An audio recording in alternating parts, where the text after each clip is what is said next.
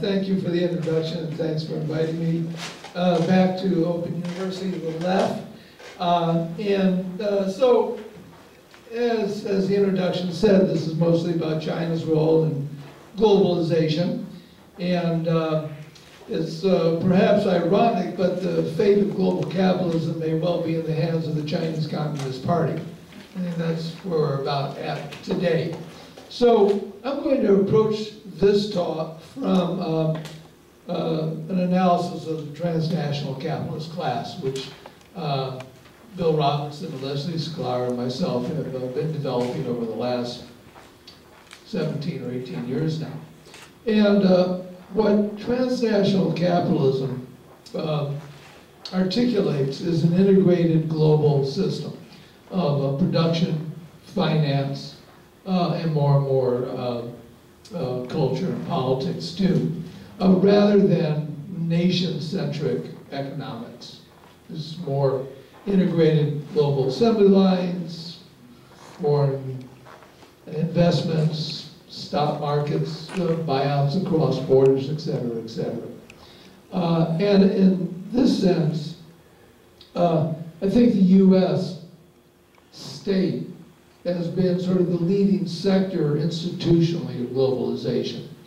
And that role, particularly with Trump, is starting to be radically undercut. So who's going to step in? And I think the Chinese strategy and vision for global capitalism is what's on the rise. I don't mean this to be a competitive nation-to-nation competition. I'm talking about really different sectors and different visions for global capitalism itself. Within that, I think there's really three basic approaches to the global capitalist system. So one are the mainstream globalists. Clinton and the Bushes, this has been the hegemonic position, neoliberalism, for the last 30 or almost 40 years, really since about 1980. And it's been in the Democratic Party, it's been in the Republican Party, it's been in the conservative parties and the social democratic parties of Europe, and certainly hegemonic within the global South also. And this mainstream globalism of neoliberalism really has no strategic vision at this point. Nothing new to offer except continuing economic and political stagnation. Their basic thing right now is, well, let's just get back to what we were doing, maybe with a few neo-Keynesian tune-ups. That's about it. And you can see that in sort of the empty rhetoric of the Clinton wing of the Democratic Party. Another more dynamic sector that's rising, and Bill Robinson has really written a lot about this, is one of authoritarian oppression and what he calls military or militarized accumulation, including not only the military itself, but the prison industrial complex and the growing security state and concentration camps for immigrants, all of that. So more of a radical right solution in seeking stabilization out of the crisis of 2008.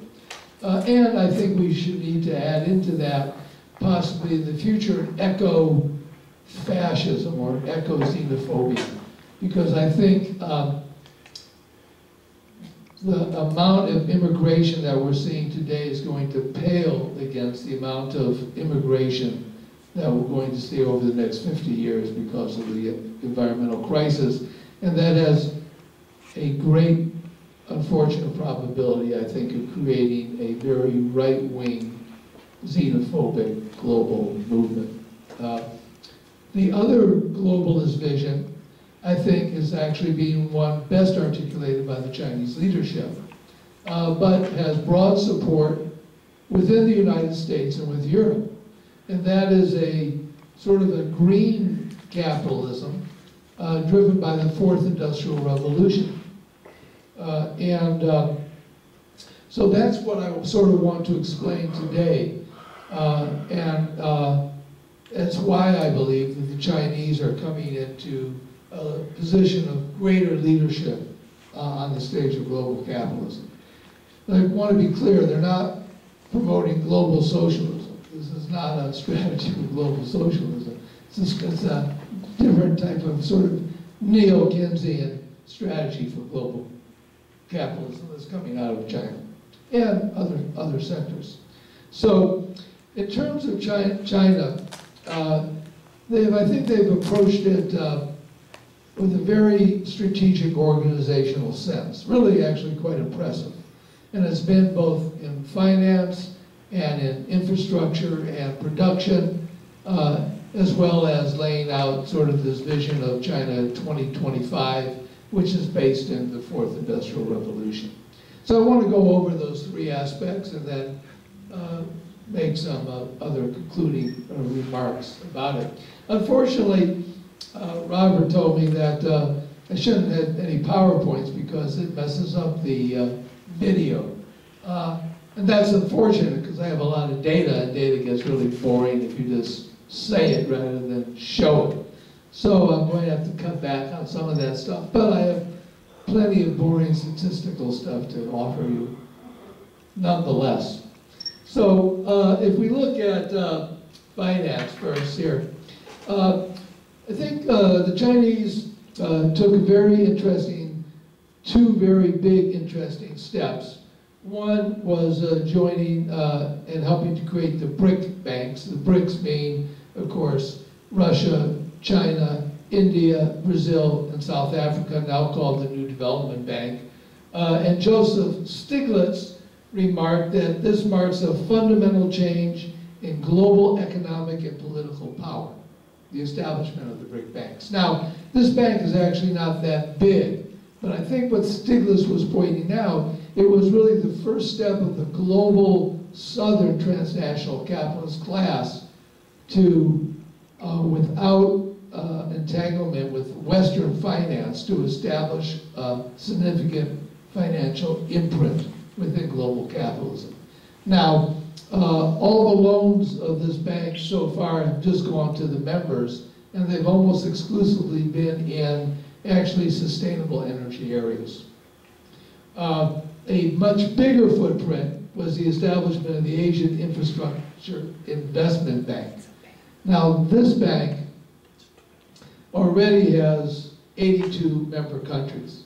And to give you an idea of how broad it is, Saudi Arabia, Iran, and Israel all are members of this bank. You can't think of any other forum where they may all come together quite like that. What's interesting about this bank is that Obama tried to run a global boycott of the bank and put a lot of pressure, particularly on Australia, South Korea, Japan, and our European allies, not to join the bank. But it was a total flop, total failure. Leading the charge to join actually was Great Britain, because London is, along with New York, the largest financial center in the world, and they knew how much money and how much opportunity was in this future of this bank, and they joined almost, not quite from the start, but they were very quickly to join. And once the British joined, everybody within a month just piled on. So the South Koreans came in, Australia came in, Germany, France, everybody except the US and Japan. What's the name of the bank? The Asian Infrastructure Investment Bank. So it really isolated the US on the global stage quite badly. The Chinese still say to the US and Japan, please join, you're welcome to come in.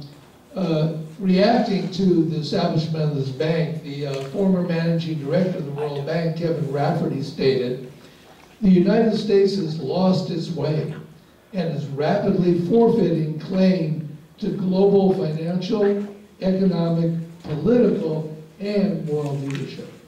So a pretty embarrassing failure for US leadership, even before Trump.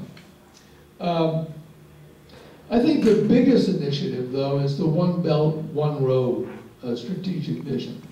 And in fact, so many countries wanted to join the infrastructure bank because it's very closely tied to the One Belt, One Road strategy. The One Belt, One Road strategy encompasses about 66 countries and trillions of dollars of possible investments over the coming 20 or so years. It's just tremendous.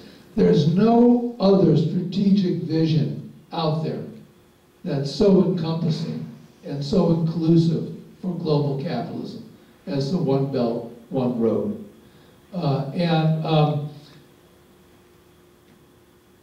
It just encompasses billions of dollars of projects in country after country after country. And it stretches from Indonesia all the way to Gdansk and Poland and the Netherlands. And so basically what it is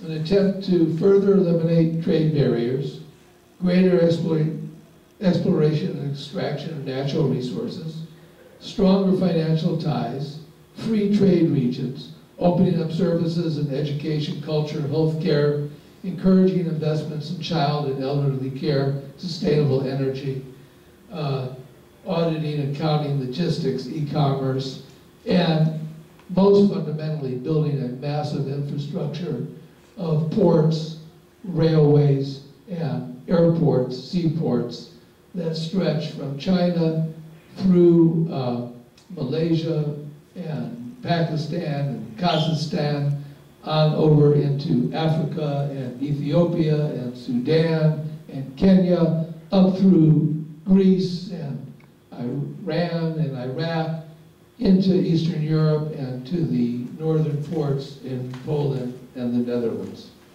It's massive. And certainly the US and Europe and nobody else has a strategic vision like this. It's a driving global vision for capitalism. It covers 68 countries. Newsweek noted that China could be the most powerful voice heralding the social and economic benefits of globalization, inviting countries to join free trade pacts that it hosts and organizes, and investing in developing countries. Very interestingly, is this quote I want to give you now from He Fei, the Vice Minister of Overseas Chinese Affairs Office. And I think this is really an insightful understanding of global politics today. The Vice Minister says, quote, "There is a heated worldwide debate between the deglobalization and reglobalization camps.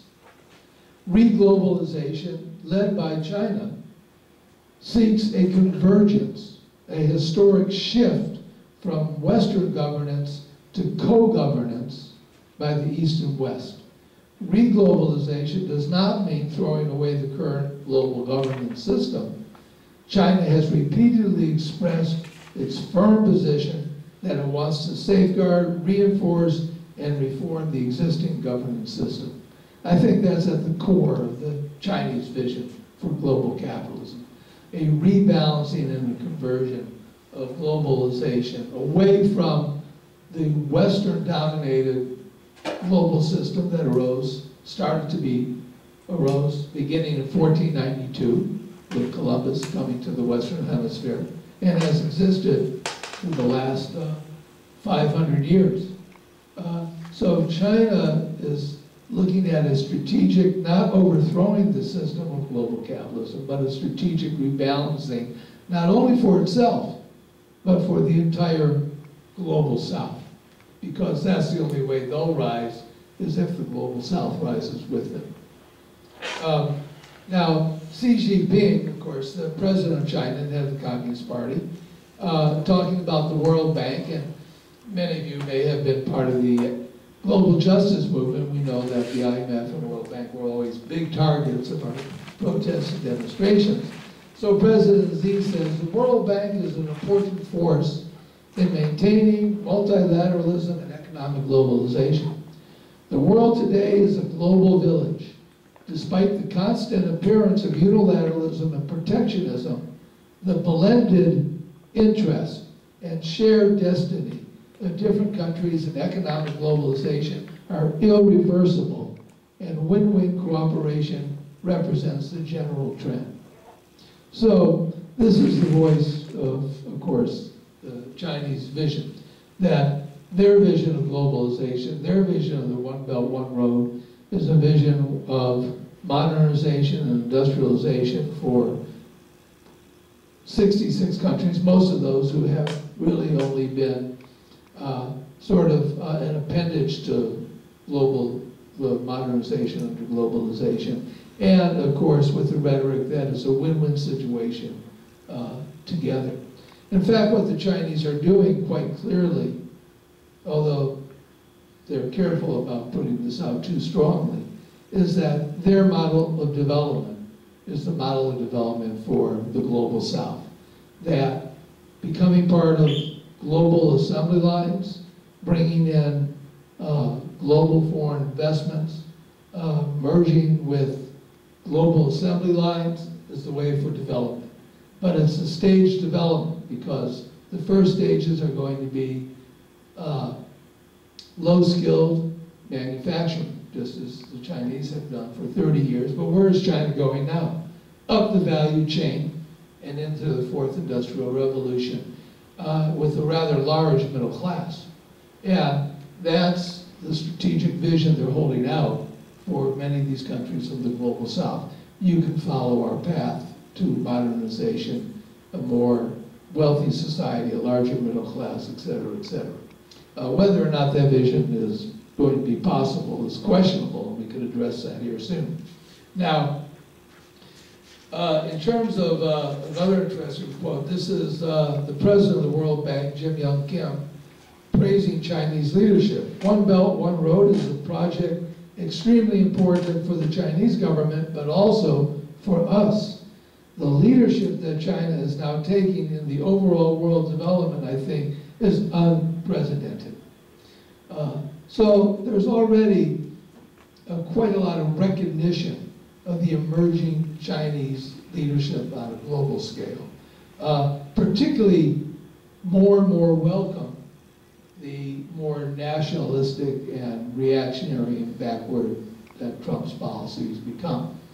The question of the One Belt, One Road, to me, there's two fundamental problems here that I think are going to face it. To me, it's a lot like, some of you may remember that movie Field of Dreams, where Kevin Costner built a baseball field out in the middle of the cornfield out of Iowa or something. Of course, it was a build it and they shall come, right? The teams, and of course, all the old baseball stars come and play on this field. Well, what is this whole infrastructure being built for? Not only to move goods between Asia and Africa and Europe, but to create greater manufacturing production, to create enterprise zones all along the infrastructure, to bring enterprise zones to the Sudan and to Ethiopia and to Pakistan, to Kazakhstan, et cetera, et cetera. Much greater production, in other words. And then that's the way these countries, according to the Chinese, will develop, right? That you have to turn more from a peasant agricultural societies to more of a modern industrial societies. The way to step into that is through integration to global production chains. The first step are enterprise zones and low wages, because that's your competitive advantage. And from there, you'll make it into be a middle-class country eventually. So in some ways, you might criticize it as a road of sweatshops. But the question here is, does that global capitalism have the capacity to develop to that depth and scale at this point without further deep economic crises?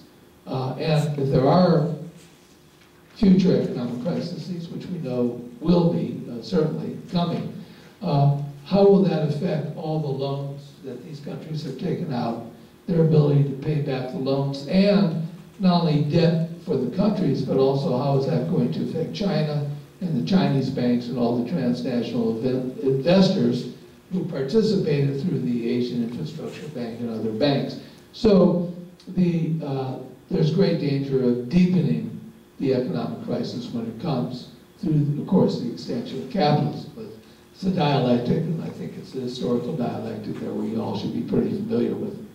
The other barrier that they may be running up against here, of course, is the greater environmental crisis and pollution.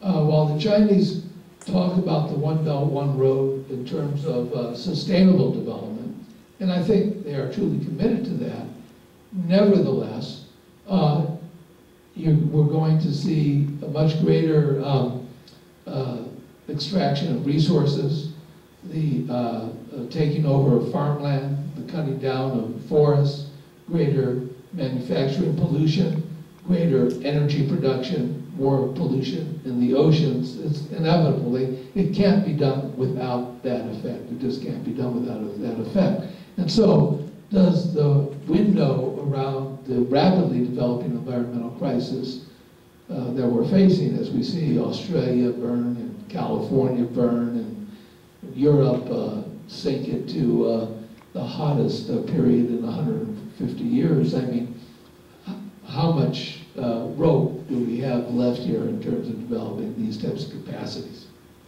Well, that brings us to the last major section of the Chinese strategy here, becoming an environmental power and based in the Fourth Industrial Revolution. And when we talk about the Fourth Industrial Revolution, we're not only talking about solar and wind power, but AI and robots and transportation and semiconductors and high-speed rail. All these things are right at the top of the agenda of Chinese development. And it's a fact, it's one of the things I think Trump and part of the US capitalist class is reacting to. They're scared of Chinese technological advancements overtaking US corporations. And it's causing some of the conflict that we're seeing. Chinese leap into solar and wind power has been nothing short of amazing. It really shows you what good, thoughtful state planning can accomplish, right?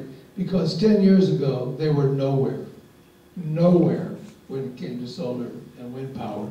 And today, they're the #1 manufacturer and consumer of both. A few facts here.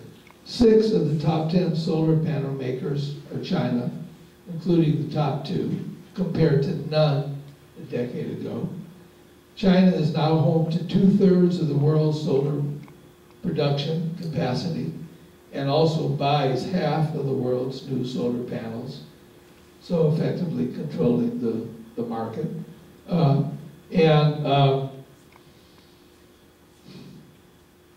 Out of $160 billion in renewable energy investments in 2017, the Chinese spent $86.5 billion of that out of $160 billion. So over more than half of the global spending was spent by the Chinese themselves.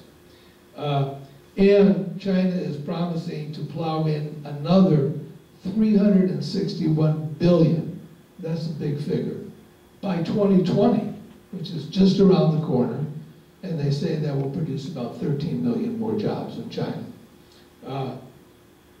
So that is all pretty impressive stuff.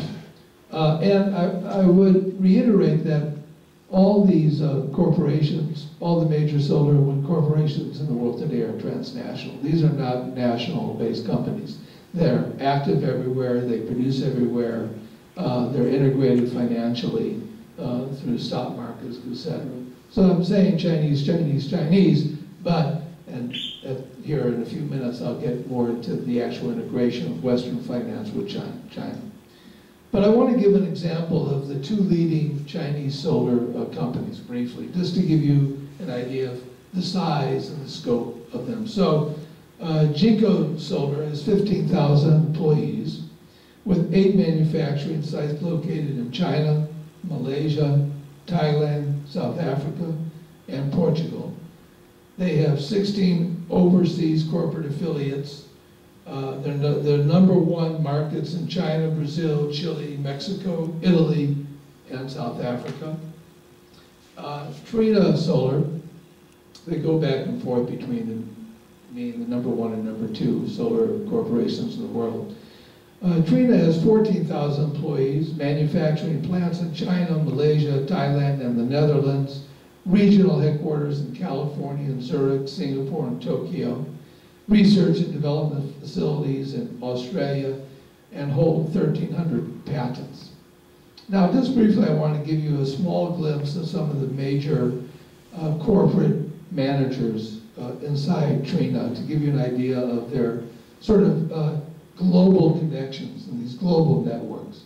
So, Chairman and CEO Jifan Gao is President of the China Photovoltaic Industry Association, co-chair of the Global Solar Council, Vice President of the Chinese Chamber of Congress, and founding member of the Private Sector Advisory Board for the United Nations Development Program. Well-connected guy. Other top executives: Stephanie Stow, Chief Human Resource Officer, previously worked for Colgate-Palmolive, Bristol-Myers Squibb, and Dun Bradstreet. Chief Branding Officer Colin Yang served 20 years in China's diplomatic corps, worked for Cisco and Siemens. David Yu, Head of International Systems Business Unit, worked for SAES Group of America, M.W. Zander of Germany, et cetera, et cetera. And this is typical, it's just an example of, if you look at any transnational corporation, the leadership and the management core leadership, you're going to find these types of networks well developed. Lastly, on the green aspect of China, green bonds are becoming more important in financing sustainable development. A lot of sovereign wealth funds are starting to sell green bonds, one of the ways of financing it. In 2016, China sold $93 billion worth of green bonds, about 40% of the global market. And 31 of their solar and wind companies are listed on international stock markets. Now, you have to curb your enthusiasm here, because I want to now explain their commitment, ongoing commitment to coal and fossil fuel industries also. So here, I think the common view of China is that it's all marches in the same direction.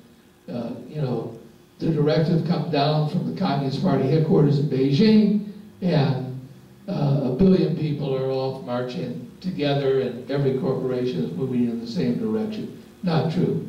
It's competitive. There's different career differences, political differences, economic differences, and philosophy throughout all the ministries and the corporations. Very deep networks that go to different people. And I think if you follow the purges around corruption charges under Xi, you can see some of how some of those networks work. Anyways, one of the struggles of China is between the green industries and the coal industry. That's an ongoing struggle for investments and for strategic direction. And the head of the Chinese Wind Energy Association stated the conflict between coal and wind will become even more fierce in the next few years, not unlike what we see right here in the United States between green energy and the fossil fuel industry itself. Coal is still the largest source of energy in China, with China burning more coal than the rest of the world combined. Coal companies and utility grid corporations carry a lot of political weight, particularly when shutdowns cause unemployment and social disruption. State-owned enterprises are involved in over 2/3 of the coal production. Overall, Chinese corporations are committed to 700 new coal plants, 20% to be built abroad. Since 2001, China participated in 240 coal power projects in 25 countries, and the involvement grew by 300% since the announcement of the One Belt, One Road strategy. So this is locking in many of these countries into coal development. You're not going to open up a new coal mine and shut it in 3 or 4 or 5 years because you built a solar plant over here. You build a coal mine and invest hundreds of millions of dollars into it. It's a strategy that's going to be lasting for a while. Now, the estimated yearly costs in climate and local health and pollution of Chinese overseas coal investments is about $30 billion. 11 of the world's 20 largest coal developers are from China, and this central state hopes to limit coal consumption to 58% of the total energy use by 2020. So they're cutting down, but 58% is still a huge number. So this is one of the problems, as I was saying, with the One Belt, One Road strategy. There is, I believe, a sincere commitment and a real deep scientific understanding of global climate change among the Chinese leadership, but they're also trapped into this developmental model attached to global capitalism that demands much more energy sources, and those energy sources cannot be met presently by solar and wind. And so you have a rollout strategy for the next 20 or 30 years to 2050, where fossil fuel, coal, still play a very important part. Does our environment have that elasticity to absorb that? I would argue probably not. Now, lastly, let me just talk a little bit more about China's integration with Western financial elites or transnational capitalist class. All the biggest Western financial groups, and banks, and institutions are invested in state-owned enterprises and state banks in China. BlackRock, which is the world's largest financial institution, has holdings in China's biggest banks, oil majors, etc., as do many other financial groups such as Fidelity, HSBC, JP Morgan, State Street, Franklin, Vanguard, you name it, they're all there.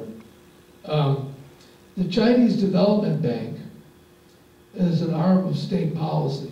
And in fact, the Chinese Development Bank is the world's largest financial institution issuing overseas loans. So if any bank is going to be a bank of sort of seen as a Chinese champion implementing a solely Chinese strategy to dominate the world, it would be a bank like the Chinese Development Bank and their Export-Import Bank. 27% of the Chinese Development Bank is owned by a U.S. investment corporation called Buttonwood that operates out of Denver, right? Now, here's a list. I wish I could put it up for you, but I'll read it to you instead here. China's state-owned enterprises and their world rank. So these are all the major banks in China, and where they rank in terms of size in the world, in terms of banking in the world. So here is number one. This is their world ranking. Number 1, 2, 3, 5, 6, 8, 9, 10, and 13. Now, these are state-owned banks, but what percent does the state own of these giant banks, and what percent do transnational investors own? The biggest, the Industrial and Commercial Bank of China, has 34.6% state ownership. In other words, 66% non-state ownership. Number 2, the Chinese Construction Bank, 57% state ownership. Number 3, Agricultural Bank of China, 40% state ownership. Bank of China, 64% state ownership. And then, without reading all their names, the next, 26.5% state ownership, 26.8% state ownership, 20% state ownership, 32% state ownership. So the majority of stock, probably all these figures are probably the controlling interest, right?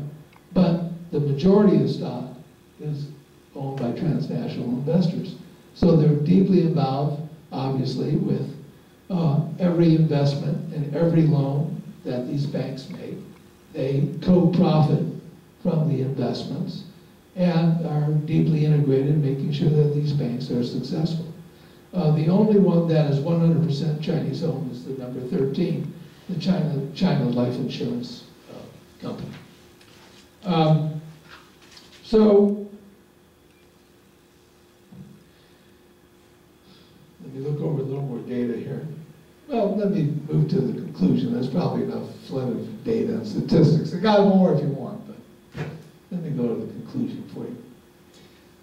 What are we looking at here, therefore? I think a couple important points to reiterate and a few new ones to make. Capitalism, global capitalism, transnational capitalism needs a new historic round of accumulation. One of the obvious problems that the left has suffered from for over 100 years is always predicting the end of capitalism. This is the crisis to end all crises, right? So the Great Depression of the 1930s, for example, right? And I think we can see a lot of discussion and talk and debate today of whether this is the final phase of capitalism, particularly because of the environmental limitations. But capitalism has always managed to come up with new science and new technology and create new rounds of accumulation, as they did with the information communication technology revolution starting in the 1980s, really, which coincided with globalization and was very intimately connected to globalization. Globalization would have been impossible without that technological revolution. And so here I think the Chinese have grabbed upon a core understanding of global capitalism, the necessity for a significant new round of accumulation to reinvigorate the system and to overcome its current crises. And that is well understood and supported by, for example, members of the US bourgeoisie. That would include Bloomberg and Hank Paulson, who was Secretary of Treasury under George W. Bush, and Robert Rubin, who was Secretary of Treasury under Mr. Clinton, Thomas Sayer, the great billionaire backer of the Democratic Party, Democrat, Republican, it doesn't matter here. There's a whole sector of transnational capitalists, whether in Europe or whether in China or whether in the US, who are now deeply committed to green capitalism and understanding that it's a life or death question and seeing it as a huge opportunity for a renewed historic round of accumulation. So in this sense, I think the Chinese have more rapidly than any other sort of sector of the transnational capitalist class have more rapidly advanced on this path than anybody else. And I think are admired for it by other transnational capitalists. This is, again, integrated development with the transnational capitalist class. It's not China versus the US, although Trump and some others see it that way. There are larger, more deeply seated, more deeply rooted sectors of American capitalists and European capitalists and global capitalists in the South who understand the integrated nature of capitalism today. The global assembly lines, the mergers and acquisitions, the financial mergers, the mergers on corporate boards. It's not impossible to de-globalize the system historically. It's possible to have such disruption that we may go back to some type of nation-centric based economies, but that takes more than one or two trade wars. That takes a deeply revolutionary change within capitalism, just as global capitalism and neoliberalism was a deeply revolutionary change from industrial Keynesianism. And it's taken 40 years to build it to this point. One of the great changes, I think, that China is angling for in their rebalancing and convergence of East and West is not only the peaceful rise of China, but the peaceful rise of a global transnationalist class in the South, whether it be in Brazil or South Africa or Pakistan or India or Nigeria, wherever. Their strategy is depends on all those countries rising with it, because that's where they have their market opportunity. This is where colonialism and imperialism has pissed off more people than any other part of the world, where there's great sensitivity to Western dominance, and where China can make their greatest inroads. And so we see that already, for example, in Latin America, where China has made tremendous inroads over the last 2 decades.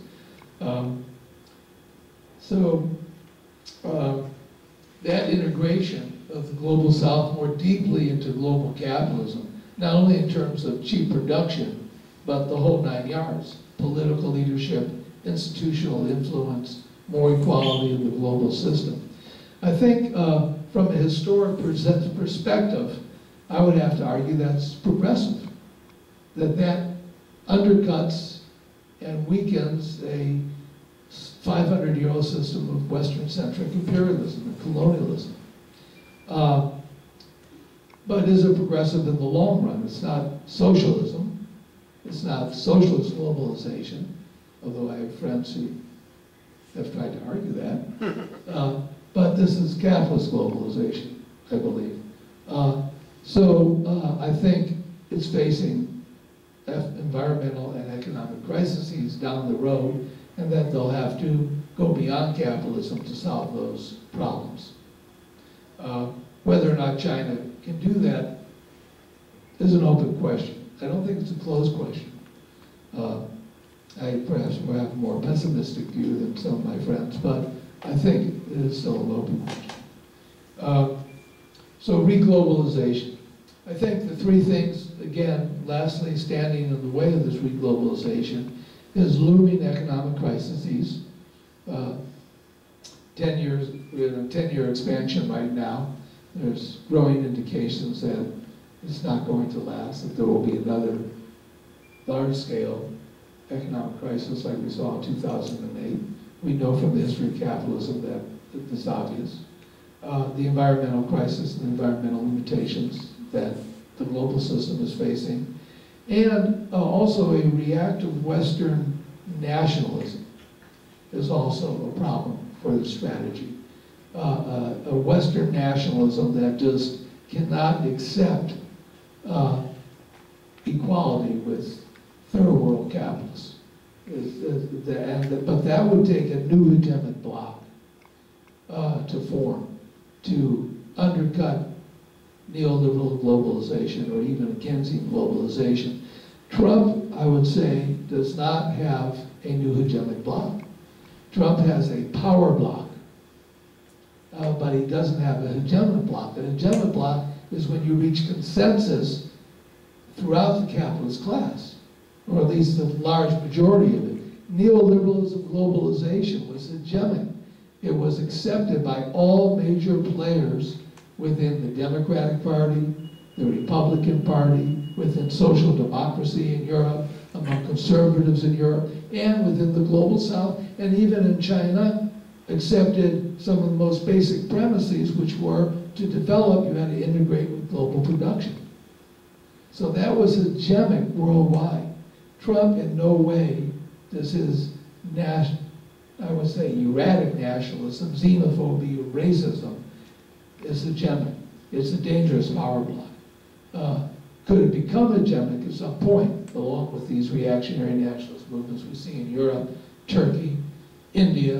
I mean, it's alive everywhere. Yeah, that could develop. But those are big political battles, and that the system will not be easily overturned. So actually, I think that the Chinese strategy has a better chance of success for capitalism than the authoritarian reactionary solution that's being offered. But that certainly is not a settled historical question. So let me bring it to a closure here, and I welcome your comments and questions. Thank you.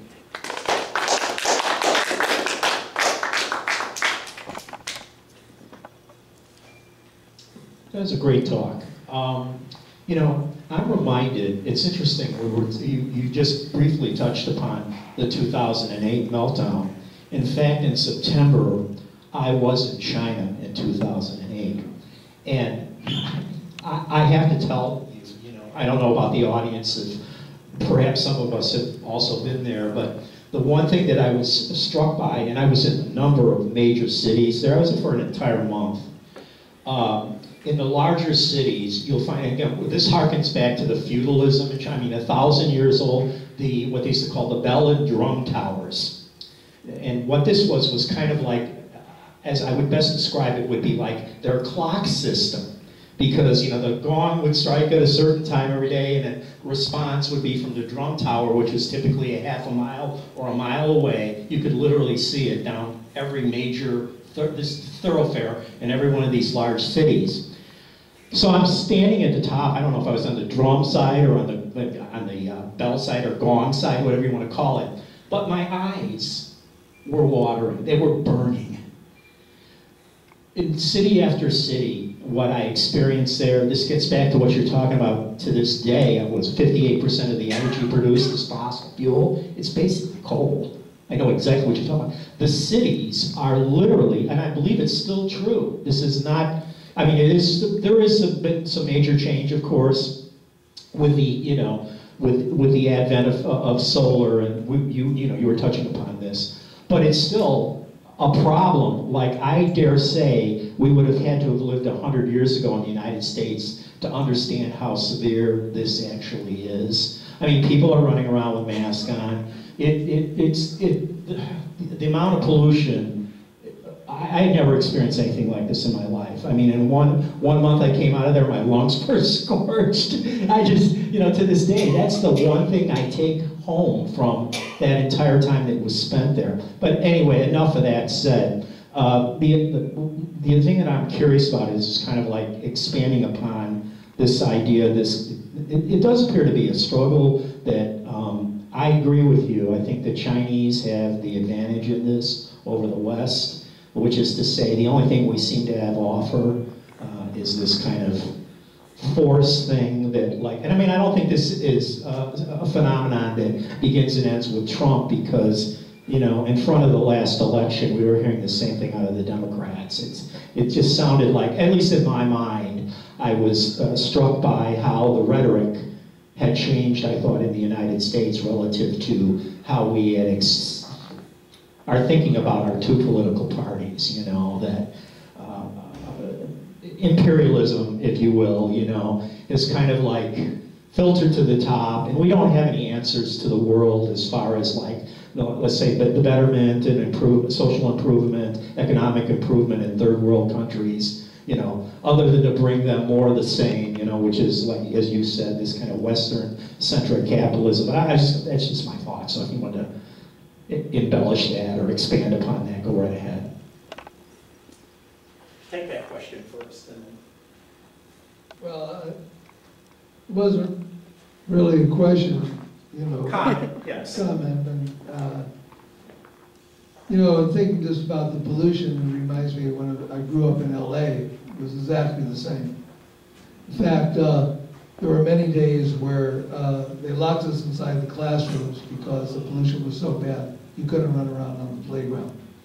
Because it was, and I can still remember that you only could take about a half a lungful of air before it actually hurt. California, of course, is a leader today in environmental sustainability in terms of the United States, so I think China could make the turn too. So, Jerry, I gotta say, that's a terrific paper. I gotta have a copy of it. I want all that data. And, you know, although we sort of disagree about something, but, you know, it's very hard to disagree with anything you said there. One point I would want to say, I mean, I still want to say, I don't think China is a capitalist country. What they are doing is playing, they've got a capitalist class, for sure, but that class is not in control the way it is like in the United States, for example. They've got a rational class, you know, and I think the rationality, this is my theory, right, and my hope, because I kind of with you, I think the only hope we've got now for the world is China, you know. The United States, absolutely not. I mean, completely broken, you know, and the capitalist class in control in the United States is above all, you know, the Koch-funded network and so on. It's got massive investment, you know, in fossil fuel, and that's funding all the climate denial, all of that kind of stuff. You know, you don't see that in China. China's got a class, a ruling class, you know, that does see problems and sees problems and say, we got to do something about it. They saw this massive pollution problems in the city. We got to do something about it. We don't do that. We used to, you know, LA and so on, not anymore, you know. Climate, no, just deny that, you know. We're not breathing that, so we don't have to deal with that. Whereas China's got a smart enough class, it seems to me. I mean, the hope.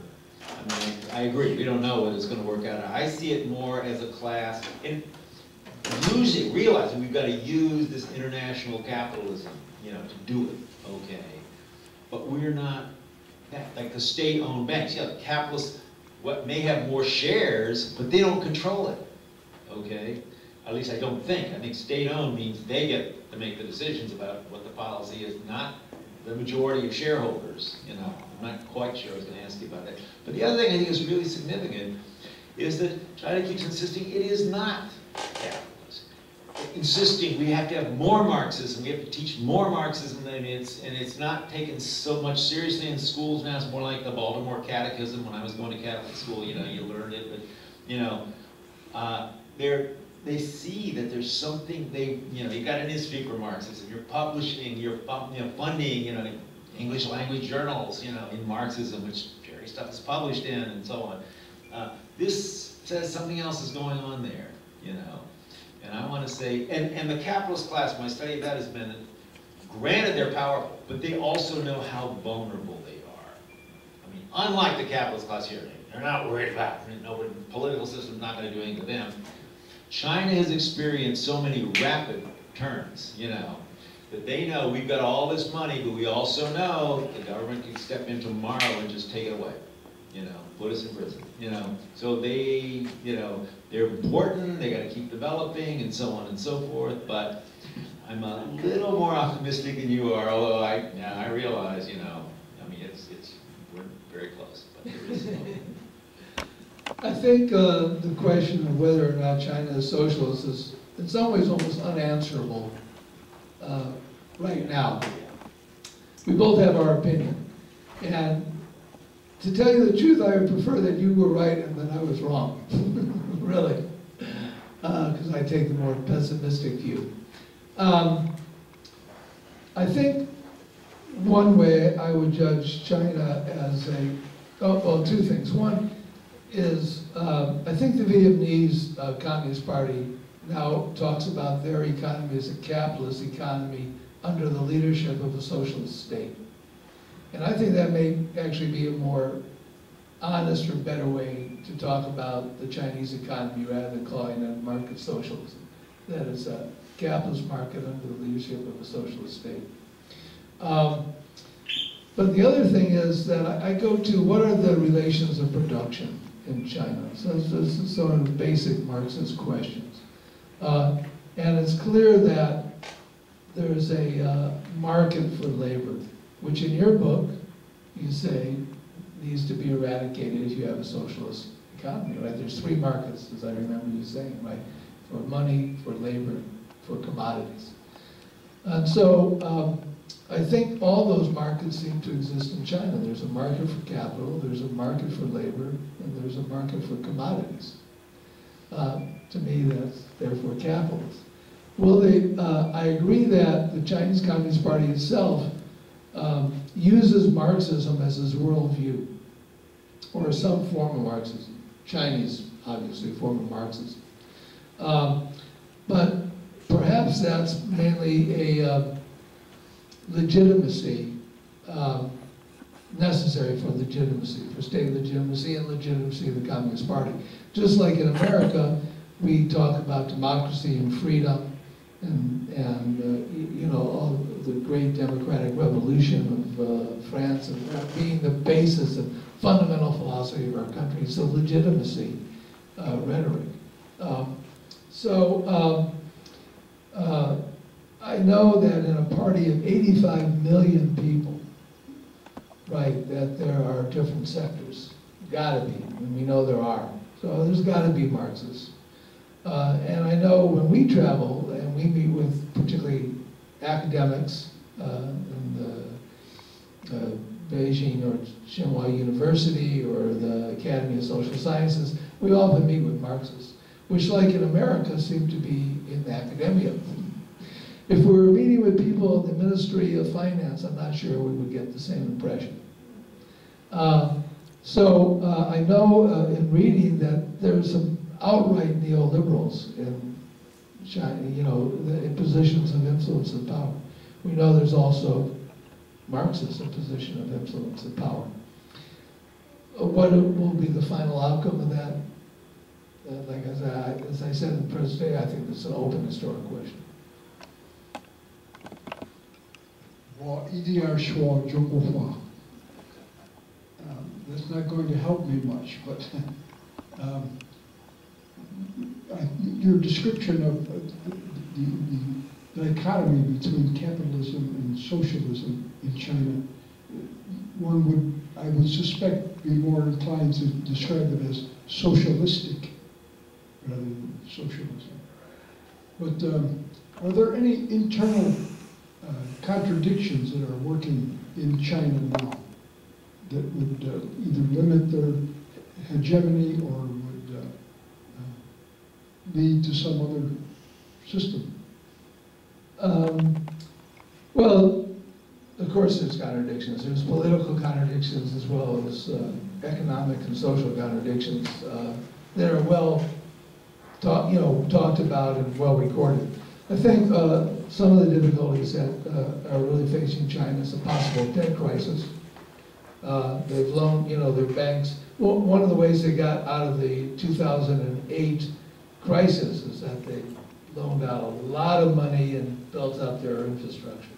Now, that's better than loaning out a lot of money that just goes to speculation, which is typical of an American market. They actually build stuff, but some of that stuff's not being used, like some of the housing. So we don't know exactly how big that debt crisis is. There's speculation on how large it may be, and it can explode, particularly if there's greater pressures worldwide, trade or meltdown in Europe or the US, what are the ramifications of that? And I think when China faces its first serious economic crisis that they're not really able to control like they were able to ride out and control the 2008 crisis, that will tell us where the political fault lines lie, because that's what crises bring out, right, are the political struggles and the political alternatives. And that's when the real battle, I think, will start and begin. And some of the questions that David and I here have been discussing will also start to clarify under those circumstances, either about what side is stronger and will they move more in a capitalist direction to solve their problems? Will they move to more of a socialist direction to solve those problems? Future history, I think, will tell us. Thank you for your talk, Jerry.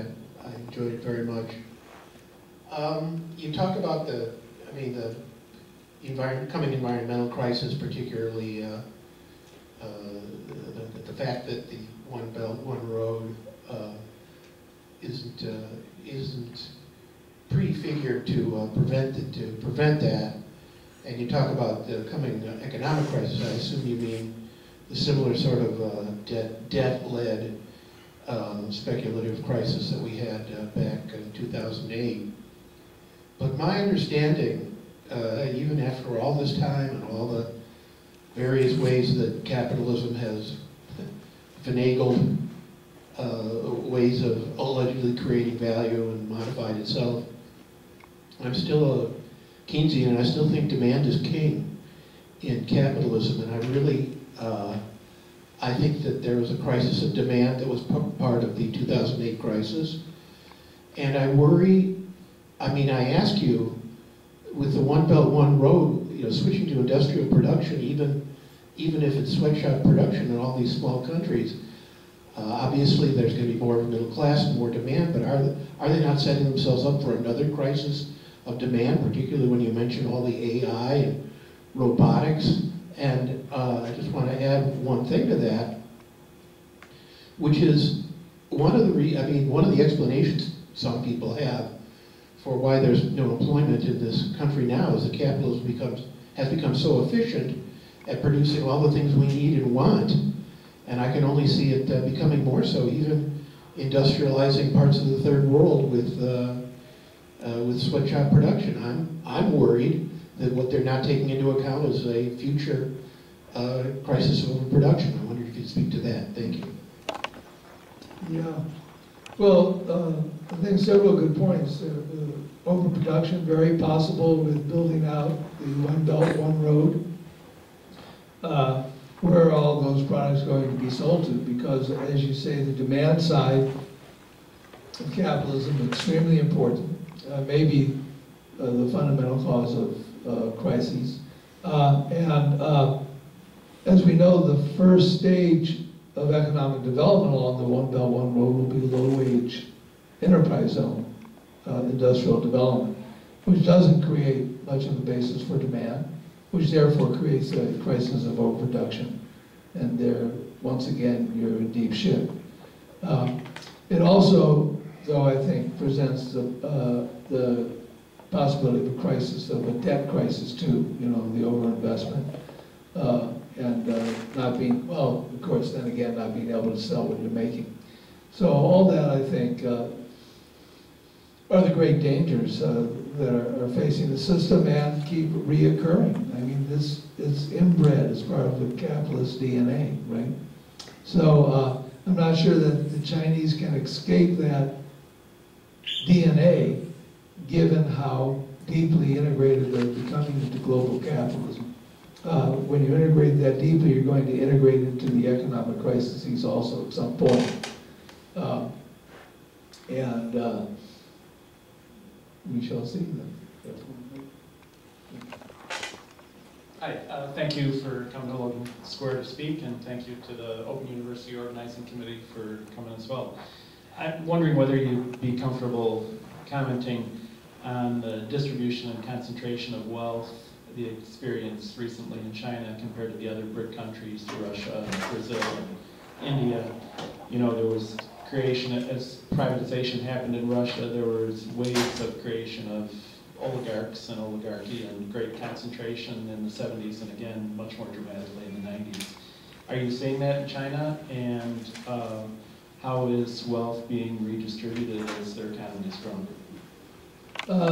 I think China has done a much better job than any of the other countries. Brazil did a pretty good job under Lula, although much of that is being attacked and partially destroyed, of course, under the attacks that have happened over the last number of years in Brazil. China, of course, has grown a huge middle class where they really didn't have one before. They've also grown a substantial billionaire class, so that there's now more billionaires in China than in the United States, actually, by number, although not by total wealth. The billionaires in the United States are wealthier than the billionaires in China. So there's a question of, of sort of quantity and quality. There has been a great growth of inequality in China on one hand because of the growth of the capitalist class and the billionaire class, but on the other hand, there's been a vast expansion of the middle class also. So it's both pictures sort of exist. But compared to the problems now in South Africa, the oligarchs in Russia, the vast problems of poverty that persist in India, China has been the star among the BRICS. You know, it just occurred to me, we're kind of coming towards this now, I think, with this kind of looming trade war situation. And you might want to address this question. I mean, as I understand it, I think these deficits now, the U.S. with China, are running at like $30 billion a month, something like that. And the total on an annualized basis, and this thing is just, it's enlarging year after year. I think it's up to now, what, approximately $350 billion a year?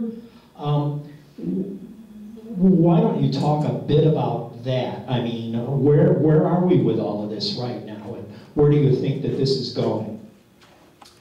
60% of all the commodities and goods imported from China come from foreign-owned corporations in China. 60%. So we're importing goods from American corporations and Japanese corporations and Taiwanese corporations and European corporations. So in that sense, the trade wars not just don't attack China, they're attacks on the whole transnational system of production and inputs. Trade is no longer commodities that have been built from the ground up and then sold abroad. Trade is now the trading of parts that are then built and assembled somewhere. So Apple is the perfect example of this because they have subcontractors throughout the world, every part of the world, and all those goods are brought to China and then assembled in China. But out of the total price of an Apple telephone, I think is only 50 cents or something. Is that, Dave, is that right? About 50 cents, that's actually value added in China in terms of the actual assembly in the Taiwanese-owned company of Foxconn. So who are you hitting? Right. The idea of when you import iPhones from China, is that a Chinese product? Is it an American-owned product, Apple product, an American corporation? Or is it a transnational product? To me, it's basically a transnational product and it's attacked on the whole transnational capitalist production lines. Trump doesn't seem to fully appreciate that. I think he still understands the world, the trade as a winner and loser, you know, and that he's the alpha dog and he's going to win in every situation. And that's where I think the globalists are going sort of crazy. And of course, the kowtowing of the Republican Party now it shows you how rapidly some sectors of the ruling class accommodate just about anything. It sort of reminds you of how they accommodated fascism in Germany. You know, how the Republican Party has gone over the free trade party, the party of globalization, you know. But so I think there's the trade question is much more complex than is being portrayed. And I think about not only 60% of the products that come from China are from foreign-owned corporations outside of China. I think now 60 or 70% of all the trade of commodities in the world are intra-firm trade. In other words, trade corporations simply shipping parts of their assembly to other parts of their through subcontractors. And by the way, the flow of capital and the flow of speculative capital is actually hundreds of times greater than the flow of commodities in the world today. I mean, the flow of, I think the flow of capital 1 week, I think, equals the flow of commodities in a year.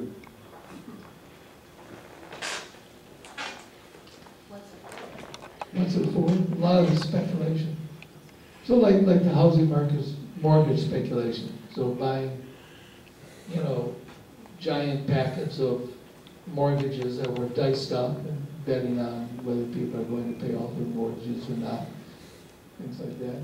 We're betting on what the weather's going to be like next year for the corn crop. They do, yeah. You know, it's incredible. I mean, so many of these speculative markets are only been created in the last 10 to 25 years. I mean, they didn't exist. It just shows you how decadent the system is. It's just amazing. The trillions and trillions and trillions of dollars. Just one last thing. I almost use this example every time I speak, but when we talk about trillions, because we are talking about trillions and billions and millions, a million is 12 and a half days. If you divide a million seconds into days, a million seconds is 12 and a half days. A trillion seconds is 36,000 years. So that's what we're really talking about here when we start talking about financial speculation. We This is how- printed $15 trillion for Wall Street.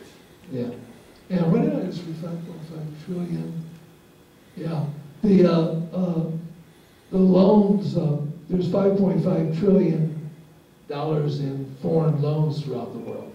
So it shows you how deeply integrated the financial markets are worldwide.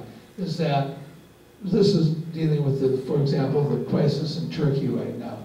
So 70% of the loans in Turkey have been from foreign banks. You know, that's why now that they're going into a debt crisis. But that's been true in Thailand and South Korea and all the debt crises. About 5.5 trillion in foreign loans throughout the world. So that's just capital. It's the octopus, right? Transnational capitalist class. It's not a nation-centric economy. You know, one of the points that they're trying to make the Chinese, again, the bogeyman here, is talk about all of this, you know, production that's come back here. Well, U.S. corporations, I mean, the last time I looked, I think we had, what is it, around 30 odd years ago, I'm a little fuzzy on my dates and absolute numbers, but 22 million industrial manufacturing jobs in the United States. Now we're somewhere south of 10 million. I think it might even be south of 9 now. But one of the points that was made, and this was almost a tongue-in-cheek thing, I read this recently. It might have been on one of the, like, Counterpunch or somewhere like that. There apparently was there was a billionairess, a woman in China, that had become rich. What she was doing was these container ships that were coming over here and offloading this production that came to the U.S. from China. What she was doing was buying back, like, or obtaining the cardboard and you know, packaging materials that the original whatever they had made over there came over here with, was taking that back because largely these container ships were otherwise empty. In other words, we were not sending back to them all that much of anything, you know. And I would venture to say, to the extent that we are selling them anything, it would probably be agricultural, you know, not necessarily value-added, you know, stuff that was built or made, or at least they're not buying that anyway from us. But anyway, if you want to talk about that, that's fine. Unfinished goods. Yes. Well, you know, the Chinese market for American cars is the most important market outside of the U.S. for car manufacturers, except most of that manufacturing takes place in China. Right. In terms of the cardboard industry, it's interesting, but it's one of the industries that is one of the most important economic indicators of overall economic activity. It's followed very closely because it's all the packing material. So how well the cardboard industry is doing indicates how much stuff is being packed and sent out. So actually, put your finger on it. The movement from rural to urban locales for the population has happened very rapidly in China. Do you have a sense of what the people's opinions are, or how distributed, how widely opinions diverge about the need for green manufacturing, or the need for energy neutral living in the cities, or for concerns about future costs versus current development? Among the Chinese population? Among the population, how much can people be on the same page when they're going through that much change? It's a little hard to gauge because, you know, the room for civil society is narrow. And it's more narrow under Xi Jinping than it was under Hu Jintao. Under Hu Jintao, there was much more breathing space for labor NGOs, environmental NGOs, women's organizations. A lot of that has been very narrow. We do know that there's been, mass demonstrations around toxic pollution and pollution of waterways, etc. But there's really no national movement, green movement, like we might say, like the Green parties in Europe or anything like that. So it's a bit hard to judge. Thank you. Hi. I've had 2 jobs globalized. My 2 industries have been hit by China real bad in the last 30 years. Machine tools and then smaller metal containers, which China has gotten into that market here and taken over because of their low wages. When I said that we printed $15 trillion for Wall Street after the bailout and the crash, I can't think of 2 other more non-fake news sources than Mother Jones and Forbes. They usually have quality journalism.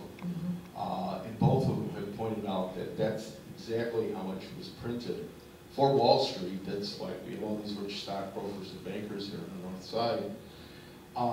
And now that PBS has explained the crash and the bailout from the derivative crisis, and yeah, it seems like Hank Paulson was speaking with Obama quite a bit, and this was all pre-planned and manufactured, that Obama would go into office and start printing money for Wall Street to get us out of that crash.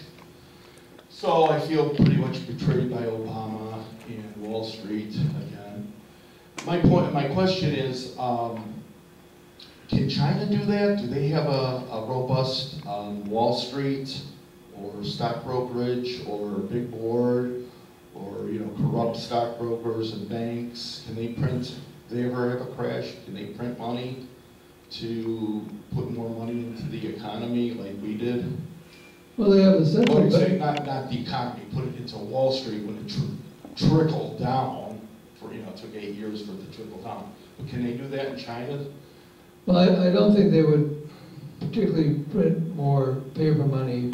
Not paper, but Well, that's what they would do. You print paper money. Well, we didn't print it. We didn't actually print it. Right, you don't actually have printing. You just utilize it. It's on your books. Yeah. Right. They, of course, have a lot of money that they're sitting on through because they've done so well through in the global economy, right?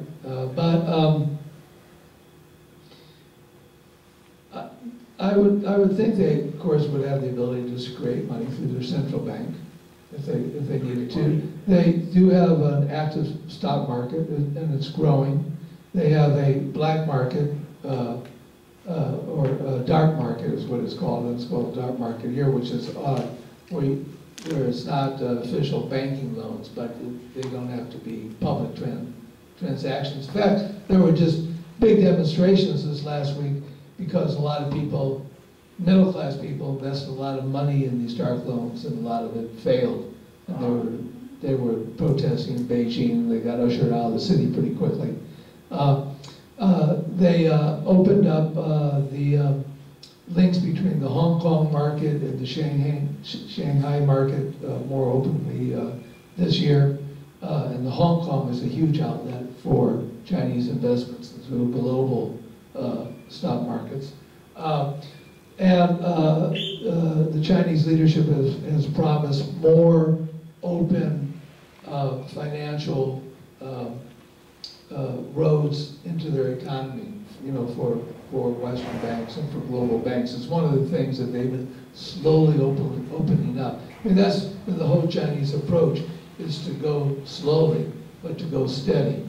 And so more and more their markets are opened up to foreign investors. They've just, I think, passed a law saying now for the first time that financial houses inside of China can be told 100% foreign owned.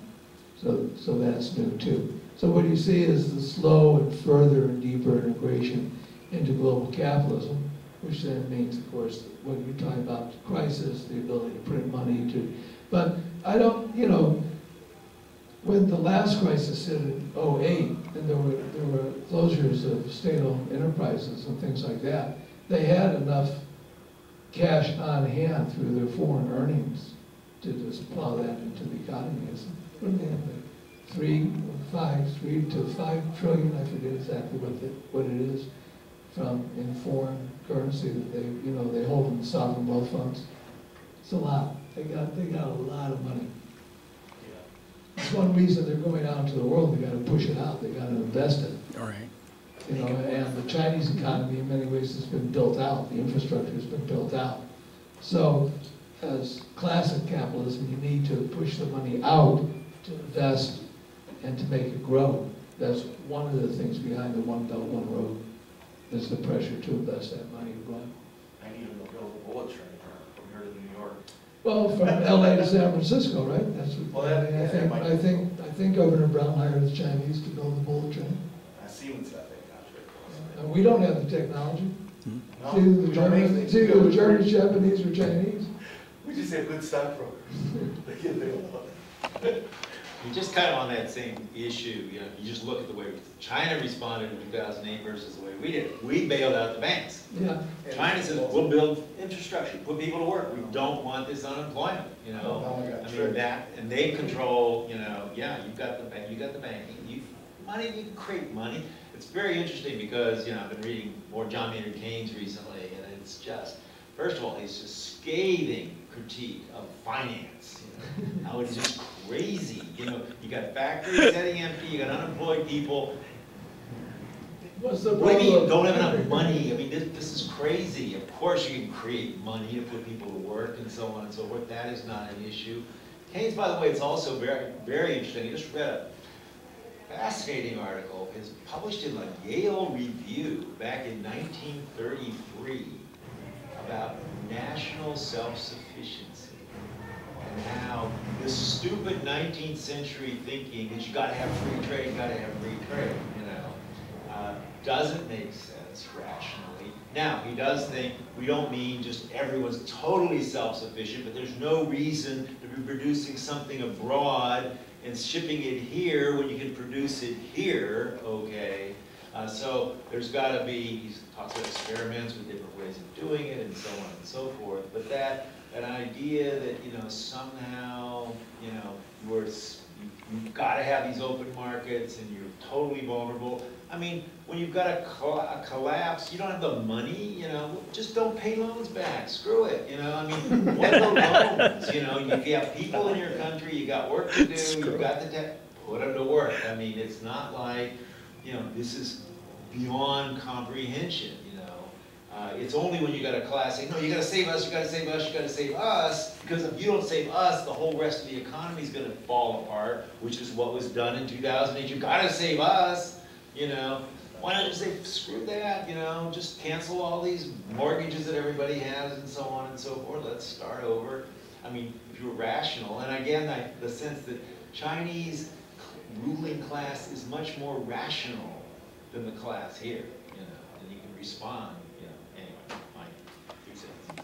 Well, just on the question of rationality, I forget the exact figures, but there's a really high percent of PhD engineers in the Chinese leadership, as opposed to mainly lawyers in the political leadership.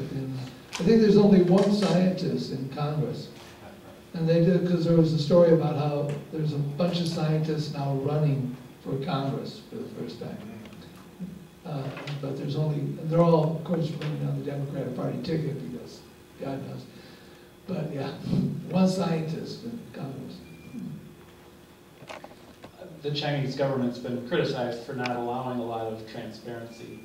In the news in the last few weeks were private companies who have been analyzing the ghost cities where substantial construction had happened, but nobody ever moved into the towns, that there was anticipatory construction, but now there's multiple buildings in multiple towns that were never occupied or never had businesses grow up around them. what do you see as the Chinese government's attitude about transparency right now, and where do you see that going?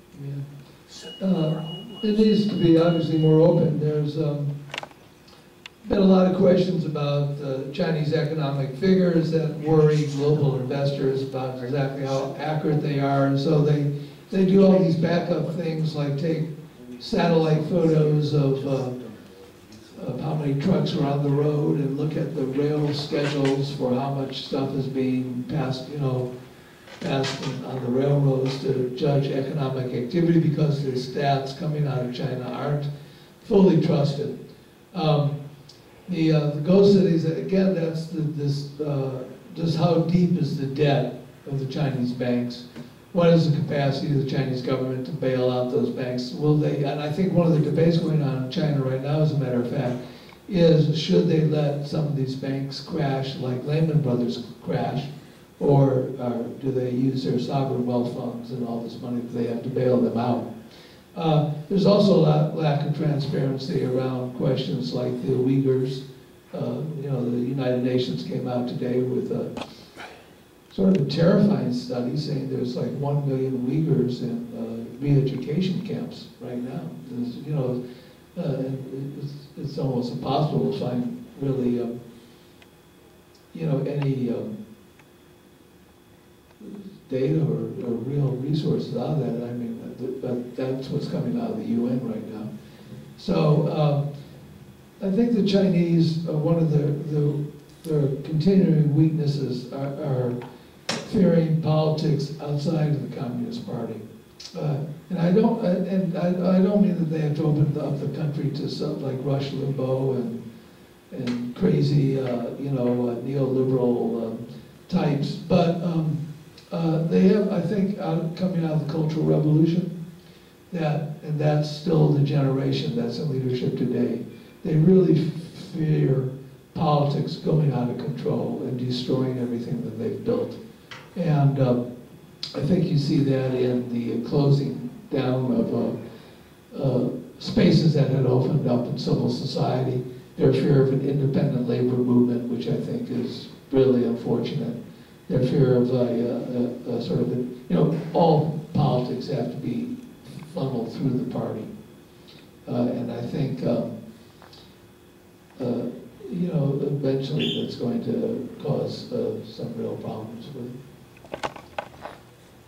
I just wanted to, he said the magic word, ghost cities. 10 years ago, as I said, I was there in the fall, September of 2008. Arrived in Beijing, left from Shanghai to come home. Shanghai, this is 10 years ago now, okay?